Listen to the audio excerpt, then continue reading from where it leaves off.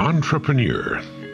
Noun. A person who organizes, operates, and assumes the risk for business ventures, especially an impresario. The word comes from Old French. See enterprise. American Heritage Dictionary. For entrepreneurs, America was and is truly a paradise.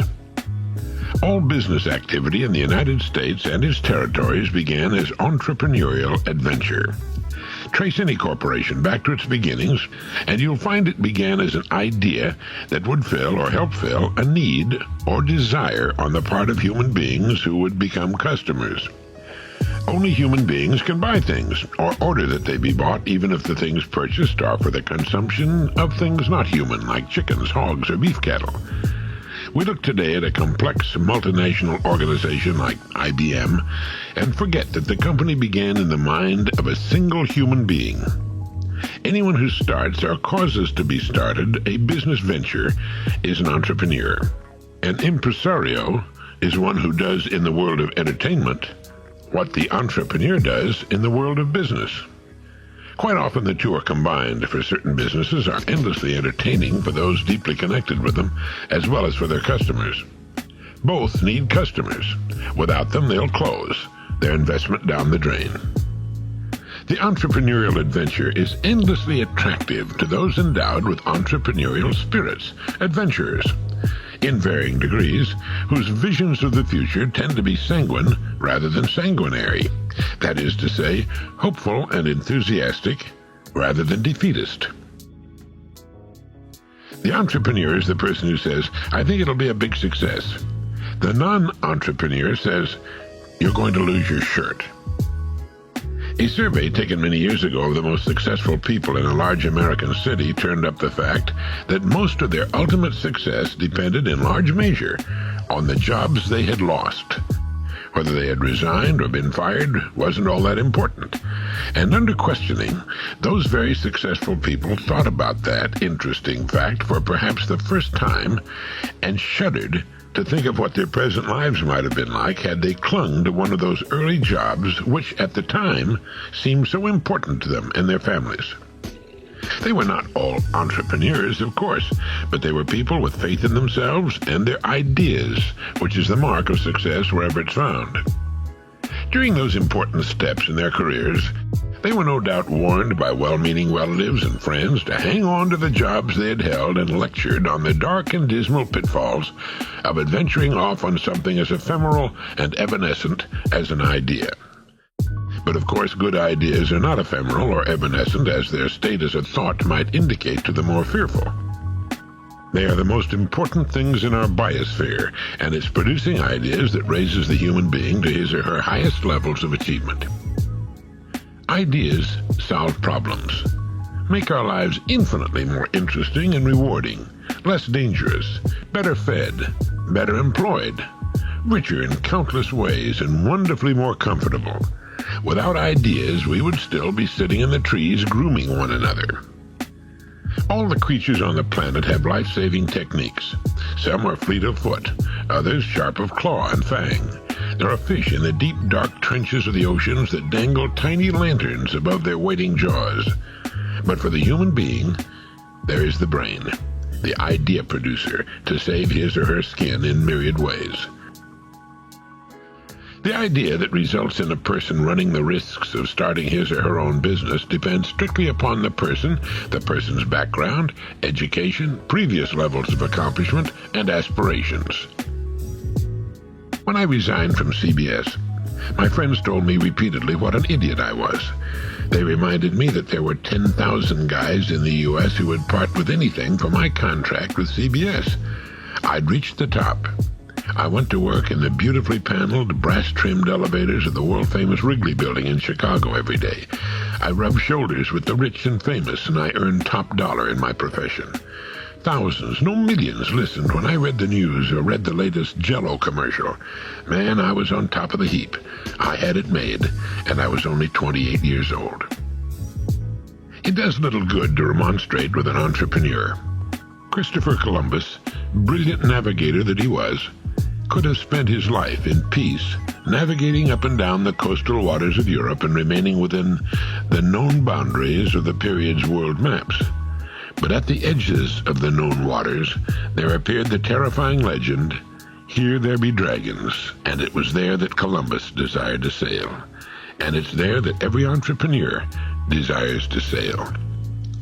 It's interesting to note that on the old maps, beyond the known world, there was never a legend reading, "Here there be unlimited opportunity for exploration. No doubt much gold and silver and precious gems. Strange human creatures live beyond these boundaries, waiting for discovery and development for the daring and intrepid sailor." Even though it had always been that way in the known world, no one ever suggested that it might still be that way in remaining undiscovered areas. It was the natural proclivity of cartographers, and is still the tendency of advice givers, to look upon the unknown as bad. For they, like children going into a darkened basement, feel that the dark and the unknown must hold strange and fearful creatures unimaginable in the known and lighted world. They cannot think otherwise.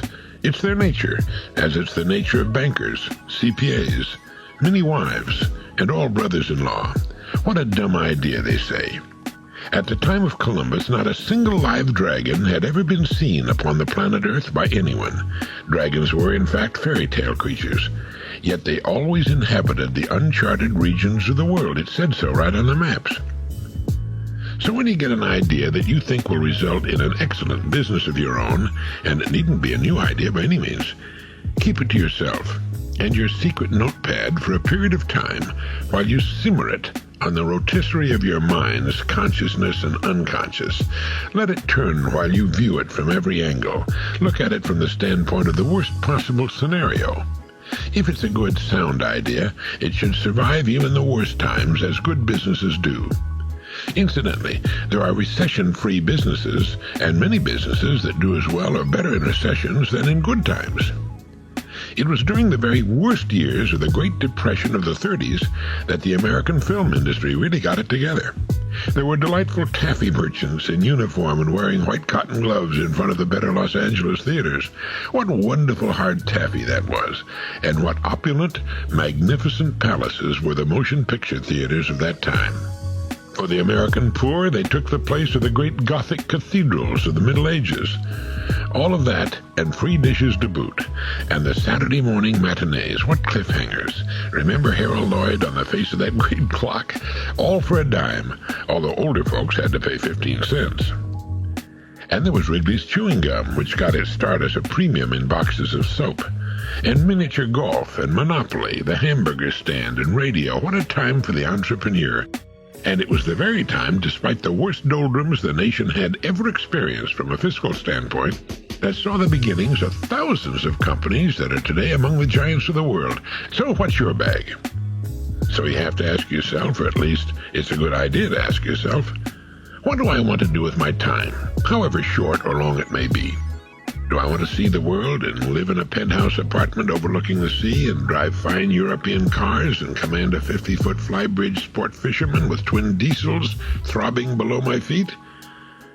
Or do I want to make a difference with what I believe to be a very good idea or talent that I've worked very hard to hone to marketability? Who succeeds in America, and why? The person who succeeds in America is the person who sets his or her own wages, goals, and lifestyle. Successful people are those who discover that life is really quite ready and willing to meet their requirements. They set their incomes to meet their needs and wants through discovering within themselves a marketable factor and developing that factor to whatever degree necessary in order to derive the appropriate reward response. Unsuccessful people may be said to be those who make their lifestyles fit whatever wages they receive. They put themselves on the receiving end of things and have little to say about their own economic welfare. Successful people put themselves behind the wheel of their lives. The unsuccessful ride in the passenger seats. Almost everything has an economic base today. We're rewarded by the amount of money we receive for what we do. What we do in a free society and what we charge for what we do in a free society are largely matters of personal choice. If we find our best interests and opportunities for personal expression within the framework of a large corporation, we can so develop and apply ourselves as to reach whatever levels of accomplishment and reward we're willing to earn. It takes time to succeed, and it should. We need to earn our stripes through the daily passage of time and experience so that each successive step is accepted and applauded by those who've come to know us. Meaningful and richly rewarding journeys take time. They take preparation, careful planning, and as every seasoned traveler knows, they're subject to the vagaries of incident and the mistakes and inefficiencies of others along the way, and our own. But if the journey has its adventures and misadventures, it has a definite upward momentum, and there's no doubting its eventual destination. For that's the goal of the person in command. Each new upward step along the way prepares our resolute traveler for the next plateau. And if he or she does not lose the exciting vision of the goal to be reached, or meet with an untimely end, the silent tragedy of war and accident, the goal, with all the trimmings and more, will be his or hers. Remember Cervantes' words, "The journey is better than the inn." The journey is our life, our holiday on earth, our time here, as we successively set new goals or dive back into the great rivers of interest, or both. We receive what we fully expect to receive, and usually a good deal more. We become what we think about. We become successful to the extent of our true desires and determination, and we do so by building on our strong points, our fort. Incidentally, that's pronounced fort, never forte, as the uninformed would have us believe. Forte is an Italian musical term. What is your fort? You should know what it is by now. At what are you best? What gives you the most, the deepest satisfaction? Whatever that is can be honed to marketable proportions in some way and applied in service to others to earn you the rewards you seek and should have and will have. And that's your part of the bargain. No one's supposed to do that for you or hold your hand or rush to your aid every time you slip or fall back a little. That's the earning part that falls on each of us. There's help enough on every side if we're wise enough and energetic enough to make use of it, skills to hone. And there are the numerous people who do come to our aid once we're on course. But such people need not be sought nor importuned. They come of their own natural need, like magic, at just the right time. Events begin to fall into our lives like missing pieces of a jigsaw puzzle. They're the mark of a person with the attitude that tells the world he or she knows where he or she is going and fully expects to get there. They approach their commitments with intentionality and delight, as my friend Dr. Charles Garfield puts it in his book and cassette program on peak performers. The distinguished Dr. Abraham Maslow, former president of the American Psychological Association, put it this way: if you deliberately plan to be less than you are capable of being, then I warn you that you will be unhappy for the rest of your life. You'll be evading your own capacities, your own possibilities. And let me add this. If you think you can succeed in a large way and play it safe at the same time, you're sadly mistaken. Success takes risk. It takes full commitment. You go out on the limb, so to speak, and take your chances alone. The warm, comfortable, huddling masses must be left behind, along with the old neighborhood and the small dreams. Risk and success are at opposite ends of the same balancing beam. You cannot have one without the corresponding weight of the other. Risks up the ante, raises the green fee, and limits the membership, but it makes playing more fun and you seldom have to wait in line anymore. The late motion picture producer Mike Todd put it well. He said, "Being broke is a temporary situation. Being poor is a state of mind." Who has success in America, or Canada, Mexico, or Peru, or France, or West Germany, or Japan, or anywhere else? Those who have taken charge of their lives and are directing them to their own best use, whatever that is.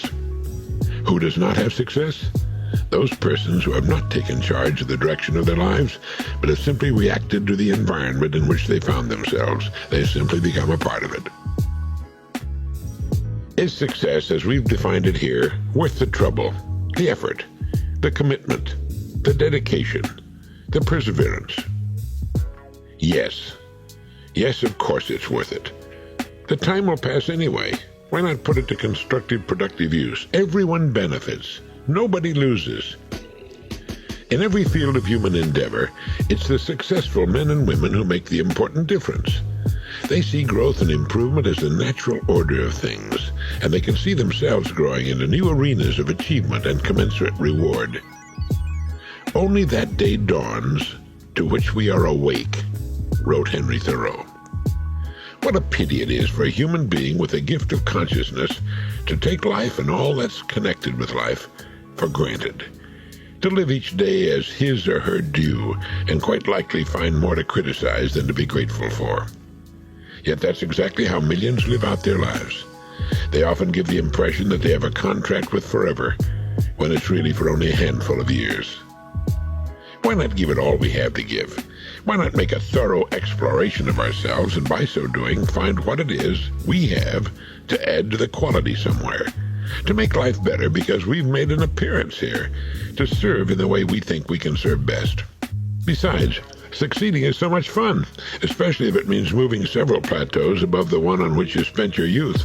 For one thing, it tells you you've done a better job of serving the community than your parents. That's progress.